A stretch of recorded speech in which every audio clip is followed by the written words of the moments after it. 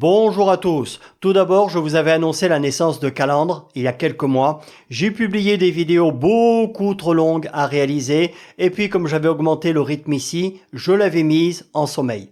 Elle vient de renaître pour de bon cette fois-ci car j'ai trouvé un bon compromis sous le nom d'Automotomag. Il y aura des essais, des articles de fond, des rencontres, bref, beaucoup de choses que je voulais faire ici mais que je ne peux pas car je suis blacklisté un peu partout.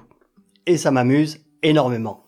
Donc voilà, je vous mettrai le lien à la fin de cette vidéo vers celle que j'ai faite sur l'AC Cobra 2024 de l'autre côté.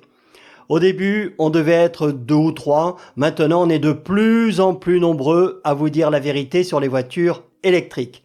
Les rats quittent le navire. Ça sent le naufrage. Et je vous rappelle que personnellement, je n'ai rien contre. À la conduite, pour un usage quotidien, je trouve ça même très agréable à utiliser. Donc, on avait, entre autres, le loueur Hertz qui, après avoir perdu plusieurs centaines de millions de dollars, se séparait de ses Tesla et avait annulé ses commandes chez Polestar pour acheter des thermiques, car leur bouse à pile, les clients n'en voulaient pas. Et là, nous avons AutoPlus, article du 5 août 2024, qui nous informe qu'aux USA, malgré la forte augmentation du prix de l'essence, plus de la moitié des propriétaires de Tesla veulent revenir au thermique. Et au Canada, c'est pareil. Il y a un gars qui a fait des vidéos là-dessus. Les parkings des concessionnaires sont pleins d'électriques neuves invendues. Et en occasion, pareil, c'est invendable. Tu en achètes une, tu es marié avec elle à vie. Ou alors il faut la brader à la moitié de sa valeur. Donc on nous dit qu'en 2024, une majorité de propriétaires de Tesla ont abandonné leur véhicule électrique pour un autre à combustion interne. Tu m'étonnes. Donc 51% sont partis sur des purs thermiques, 10% sur des hybrides non rechargeables et 6% sur des hybrides rechargeables. Ça fait 67% de propriétaires de Tesla qui en 2024 ont abandonné leur voiture à pile.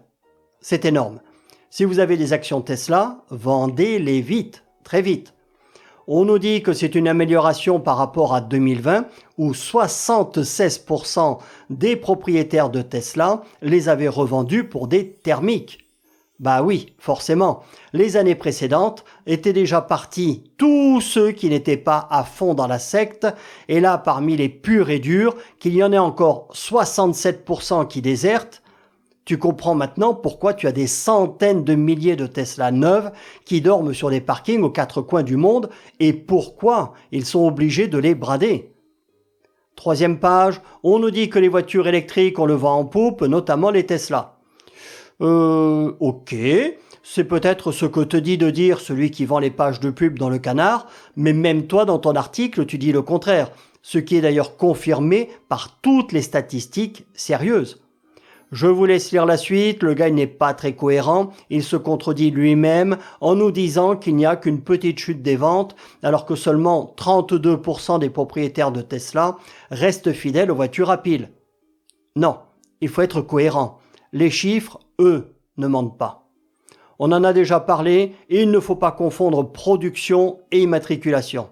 Il y a 3 millions de voitures à pile neuves qui dorment sur des parkings.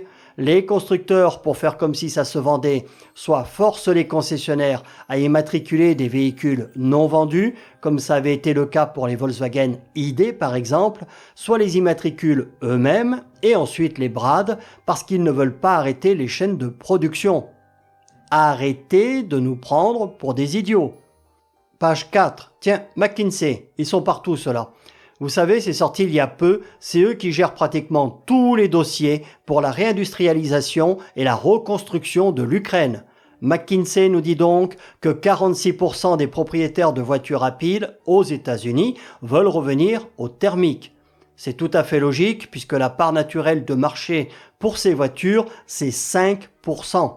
Alors avec les aides et puis ceux qui ont voulu essayer, c'était monté entre 12 et 14 dans pas mal de pays, voire plus dans les pays d'Europe du Nord. Mais ceux qui ont vocation à rouler avec ce type de voiture, pour l'instant en tout cas, c'est pas plus de 5% des automobilistes.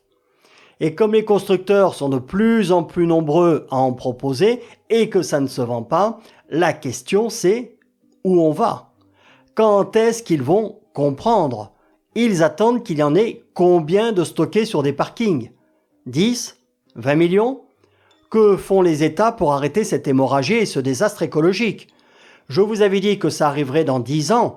Au rythme où ça va, dans 5 ans, il faut quitter la planète. Arrêtez vos conneries, les gars. Donc, je ne sais pas si vous avez lu la suite. Il nous répète qu'en 2020, 76% des propriétaires de Tesla étaient revenus au thermique et que seulement 9% avaient acheté une autre électrique. Ce qui est tout à fait logique. Aux USA, tu parcours souvent de longues distances, en pleine nature. Tu ne peux pas être tributaire d'un point de recharge et il en faudrait 3 fois plus que de stations-service pour que ce soit à peu près jouable. Et les gens ne veulent pas prendre le risque de tomber sur un point de recharge qui ne fonctionne pas, ou pour lequel il faut attendre 3 heures que la place soit libre, plus 1 heure minimum pour recharger ta voiture. Et tout ça à condition d'avoir la bonne carte et que tout fonctionne bien. Non, ce sont des pragmatiques les Américains. Ils arrivent à la pompe, se servent, payent en espèces ou par carte bancaire et basta. En 5 minutes, l'affaire est pliée. C'est au-delà du prix ahurissant, de la trop faible autonomie, des risques de panne et de l'amortissement très compliqué de la voiture, ce qui freine beaucoup de gens, chez nous aussi les recharges. Donc voilà, quoi qu'en pensent la Hyène et Macron, la voiture à pile, personne n'en veut. Eux non plus d'ailleurs. Ils ne roulent pas en électrique, ces gens-là, pas plus que les forces de police ou les militaires. Moi, le jour où il y aura des chars d'assaut, des Airbus et des Rafales qui fonctionnent avec des piles et des moteurs électriques, j'y croirai. Et c'est pas pour demain. Automotomag, la Cobra V8 2024, c'est là. Salut à tous.